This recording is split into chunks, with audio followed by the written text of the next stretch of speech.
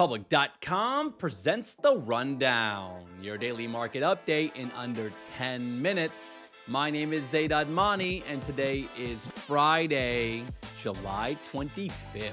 In today's episode, we'll tell you about Trump's trip to the Federal Reserve and how it turned into an episode of The Office. We also discuss issues over at Intel and more delays at Tesla. Then stick around to the end of the show to find out about a new executive order that could change college sports. We have a great show for you today. Let's go. The stock market continued its steady climb up this week, with both the S&P 500 and NASDAQ rising about 0.1% on Thursday for another record close. But the real drama yesterday came after the market closed when President Trump stopped by the Federal Reserve building for a tour with Fed Chair Jerome Powell. Now, as we've talked about on the podcast for weeks now, the president has been putting a lot of pressure on Jerome Powell to cut interest rates. He's even threatened to fire him a couple times. The president's latest criticism of Jerome Powell has been around the cost overruns for renovating the Fed building. So Trump slapped on his hard hat yesterday and stopped by to check out the renovations himself with Jerome Powell as a tour guide. And during the tour, there was an interaction that is going super viral where President Trump and Jerome Powell disagreed on the cost of renovations. It's impossible for me to describe to you how funny this clip is. You have to watch it yourself. It's pure comedy, something straight out of The Office. If you haven't seen the clip yet, go check it out and pay attention to Jerome Powell's facial expressions. Now, during this meeting, President Trump once again asked Jerome Powell to cut interest rates, even gave him a nice slap on the back. President, are there things the chairman can say to you today that would make you back off some of the earlier criticism? Well, I'd love him to lower interest rates. Other than that, what can I tell you? But the president might be disappointed next week when the Fed meets on interest rates because right now the markets are only pricing in a 2% chance of a rate cut. So it's probably not happening. But it's going to be interesting to see what Jerome Powell says in the press conference. He might hint at a rate cut for the September meeting. So I'm definitely going to be tuning into that on July 30th, and we'll keep you guys in the loop next week.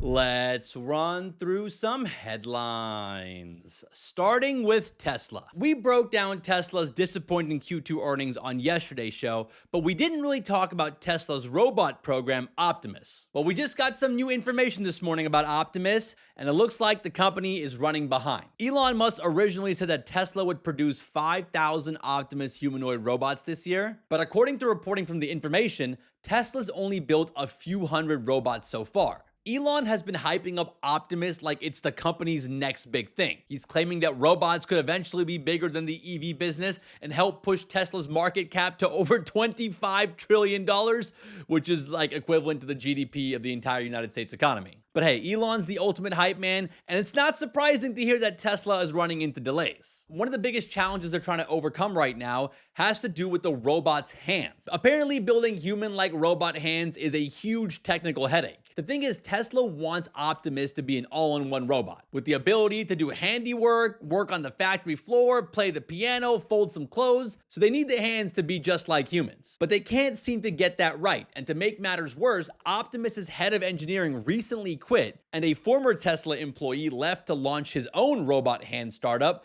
but Tesla sued him, accusing him of stealing trade secrets. Elon is not backing down. He's pouring billions of dollars in R&D into developing Optimus, all while Tesla's car business continues to decline. We talked more about that on yesterday's episode.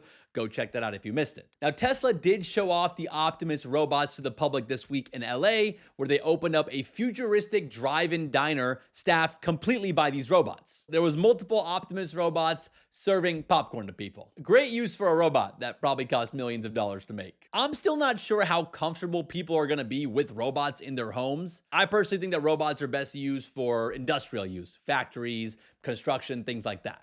Let's shift gears and talk about another company having a hard time right now, Intel. Intel's been going through a rough patch pretty much this entire decade, and according to their latest earnings report, things aren't getting any better. The company reported a loss of $2.9 billion in Q2, which is almost double what they reported in Q2 of last year. So their financial health continues to get worse. In fact, this was the company's sixth straight quarter of reporting a loss. That's a tough streak to be on. Now, Intel did bring in a new CEO, Lip-Bu Tan, who took over the company in March, and he has a lot of work to do to turn things around. He's making some big moves, though. He started off by announcing a ton of cost cuts. Intel is planning to cut 15% of its workforce, and they also canceled plans for a new chip factory in Europe. But I mean, zooming out here, Intel's business is getting crushed on all sides. If you look at their chip business, which is what they're known for, they're still dominating market share when it comes to chips used in laptops and desktop computers, but that's not where the big money is anymore. Today, it's all about AI chips, and they don't have anything close compared to NVIDIA or even AMD. And then if you look at their foundry business, which is the manufacturing of these chips, that can't compete with the likes of TSMC, which makes all the cutting-edge chips for NVIDIA, Apple, and more. Intel just doesn't have the technology to manufacture those state-of-the-art chips. So they're getting cooked on all sides here, and that's why their stock has dropped over 25% in the last 12 months, and it's down another 8% this morning in reaction to the earnings. I don't even know what the new CEO can do to turn things around. An idea that I'll throw out there is maybe NVIDIA or AMD should buy them. I mean, Intel's worth less than $100 billion now. That's nothing for NVIDIA. I don't know if the regulators would allow it, but Intel needs all the help they can get. Let's talk about some stocks making moves today.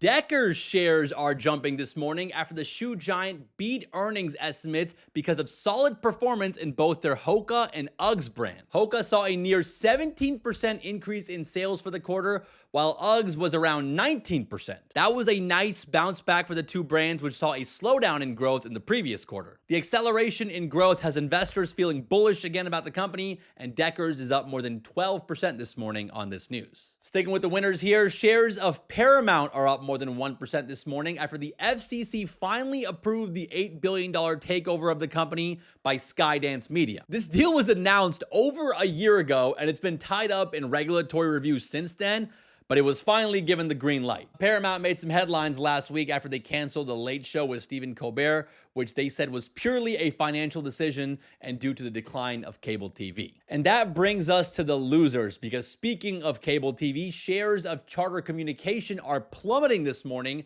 after the cable giant missed earnings estimates. Charter owns Spectrum Cable, and their revenues only grew by 0.6% year over year. The company reported a loss of more than 400,000 subscribers across their video, internet, and wireless voice services, which just proves that cable continues to slowly die. Now, Charter recently agreed to a deal to acquire Cox Communications for nearly $35 billion.